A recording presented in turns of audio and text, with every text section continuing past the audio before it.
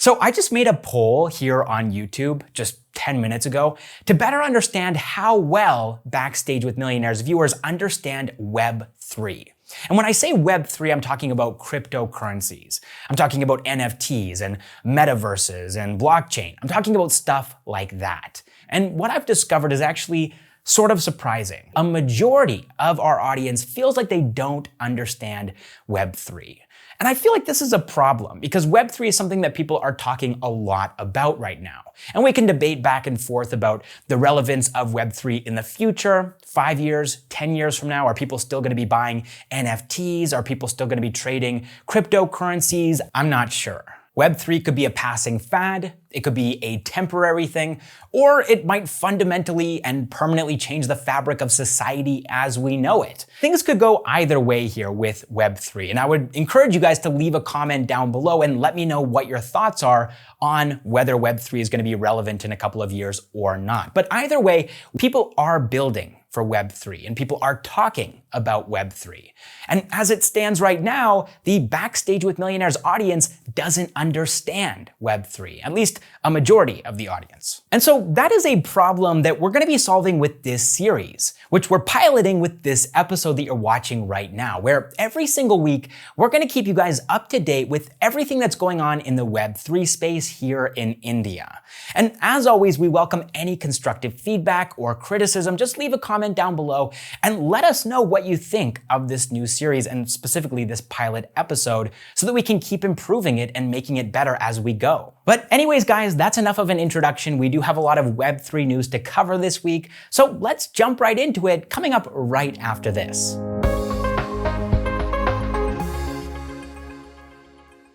All right, so first up in the Web3 news, and this is probably why you clicked on the thumbnail, it's also arguably the biggest news in India's crypto space ever, or at the very least in a very long time, and also in India's NFT space too, for that matter. The government of India is acknowledging and legitimizing and taxing cryptocurrencies and NFTs. Basically, virtual assets of any kind are going to be taxed with a 30% tax on the income that's being generated from the transfer of any of these virtual assets. The RBI had banned cryptocurrencies before the Supreme Court overruled that decision and basically put cryptocurrencies in a gray zone. Nobody really knew where cryptocurrencies stood, and everybody was waiting for the crypto bill from the government of India. And that crypto bill is still in the works. We don't really know what it's going to entail. We don't know what kinds of changes that crypto bill is going to bring. But this 30% tax is a step in the right direction. Now, as most of you know, Backstage with Millionaires is focused on Indian startups. That's what we make pretty much all of our content about. And so for me personally, the most exciting development that I think we're going to see in the next couple of months is an influx in venture capital into this space, into Indian cryptocurrency startups, Indian NFT startups, pretty much any Indian startup that's creating virtual assets. And up until this point, the way that these startups have circumnavigated the insecurity of the situation when it comes to virtual assets, when it comes to Web3, cryptocurrency, NFTs here in India, is to register companies outside of India in countries like Singapore or the United States. And so that's how they were able to convince investors to pour money into their startups. Because if they were registered here in India, probably those investors would feel that it's a bigger risk, and they might not be able to explain it to their LPs, their limited partners. But now, because of this legitimacy that the government of India is putting onto these cryptocurrency and NFT startups here in India, investors are going to feel a lot more confident in making investments into these startups. Now, we're going to move on to the next news item here in just a second, but I wanted to tack on one little extra piece of news here because I think it has a lot of people confused.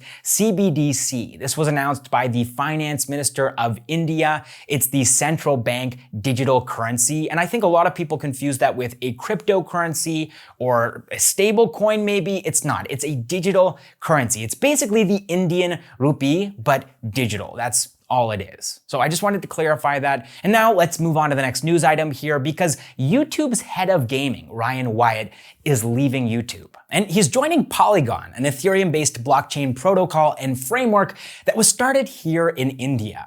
Now, specifically, he's going to be jumping into a role as the CEO of Polygon Studios, which is going to be a blockchain-based media and content platform with a specific focus on gaming. Now, a lot of people don't realize this, but the global gaming industry is actually bigger than the global music and films industry combined, which is why Polygon Studios has already set aside a $100 million fund to invest in NFT gaming projects. Now, talking about his bold new career transition here, Ryan Wyatt said that in my role at Polygon Studios, I will be focusing on growing the developer ecosystem through investment, marketing, and developer support, and bridging the gap between Web 2 and Web 3. I'll be leading the Polygon Studios organization across gaming, entertainment, fashion, news, sports, and more. All right, so we're gonna move on to the next news item here, but it's still very much Polygon related, because we're gonna be talking about Hike, that messaging platform that had to shut down last year because it couldn't compete with WhatsApp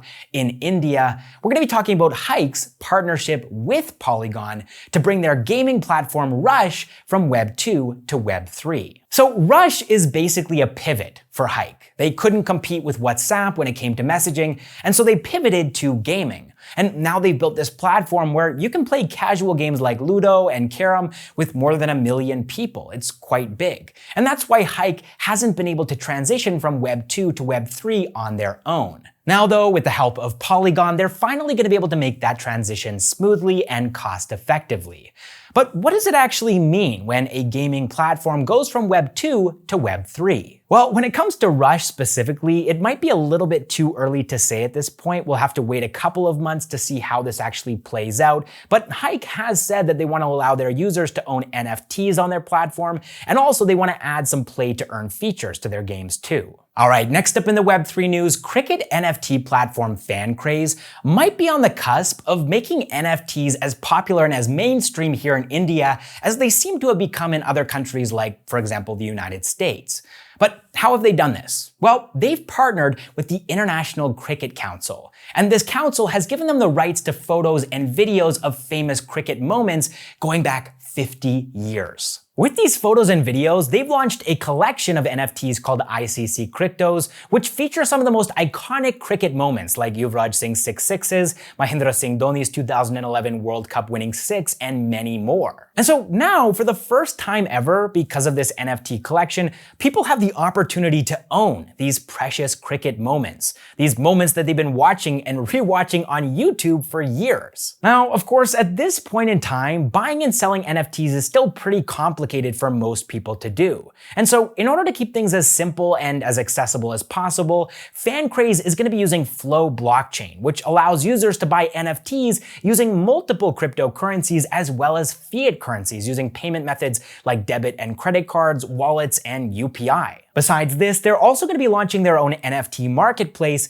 which will allow their users to buy and sell these NFTs even after the initial sale. And then lastly, the cherry on top of this news item is that FanCraze is going to be working on cricket-based games. And within these games, players can actually use their cricket NFTs. And they can also earn karma points, which they can use to upgrade these NFTs. All right, moving on to some Web3 funding news now. Crypto staking management platform Stader Labs has raised $12.5 million in a funding round led by Three Arrows Capital at a $450 million valuation, which is up from their October of 2021 valuation of $50 million.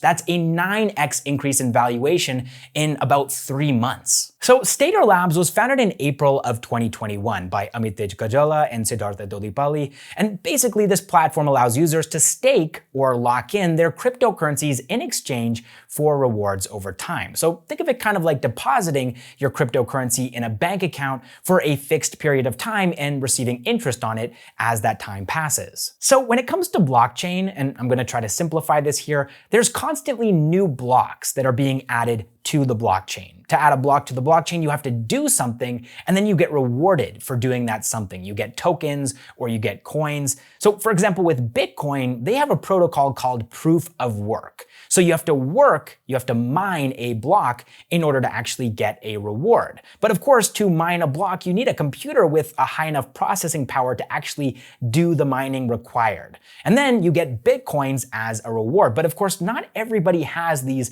high-end computers that are actually able to mine the blocks of the Bitcoin blockchain. Now, when it comes to blockchains like Solana or Ethereum or Terra, they use a different protocol called proof of stake. It's not proof of work, it's proof of stake, meaning that you have to stake your coins and then the algorithm will just choose who gets to verify and add the next block to the blockchain. And so that's exactly what Stader Labs enables their users to do. It enables them to stake their coins. Currently, Stader Labs is only working with the Terra blockchain, which uses Luna as its cryptocurrency, but so far already $500 million worth of Luna has been staked by users through Stader Labs. Now, moving forward, Stader Labs is going to be using these funds to build smart contracts so that they can facilitate staking across 5 to 6 blockchains, including Solana, Ethereum, and Polygon. All right, next up in the Web3 funding news, crypto investment platform Flint has raised $5.1 million in a funding round led by Sequoia Capital and Global Founders Capital. So Flint was founded by 2 former Cred product managers in October of 2021 to provide passive investment opportunities to their users in the crypto market.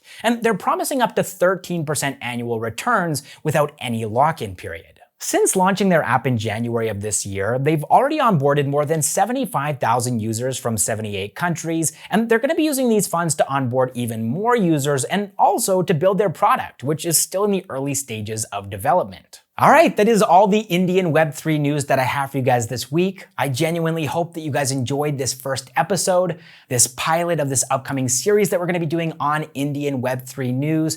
Once again, do leave a comment down below and let me know if there's anything you think we can improve as a team here at Backstage with Millionaires to make this upcoming series a success, to make it as informative and as interesting as possible for you guys. Also, big thanks to all of our Backstage with Millionaires members, our unicorns, our decacorns, and our hectacorns.